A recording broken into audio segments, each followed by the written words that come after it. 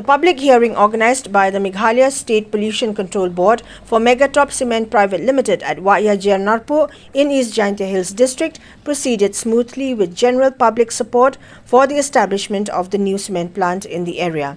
Despite attempts by pressure groups that include the KSU, the HITO and FKJGP to disrupt the event, local volunteers managed the situation, allowing only 2 members from each group to voice their concerns.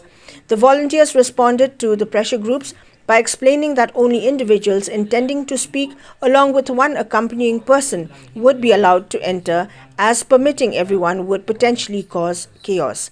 The hearing was presided over by the Additional Deputy Commissioner of East Jaiñtia Hills District, G. Warjri, and other attendees included members of the Meghalaya State Pollution Control Board, Dr. G. W. Chirmang and Frankie Lalu. Speakers at the event featured traditional heads of Narpuh Ilaka and local residents who shared their views on the proposed cement plant.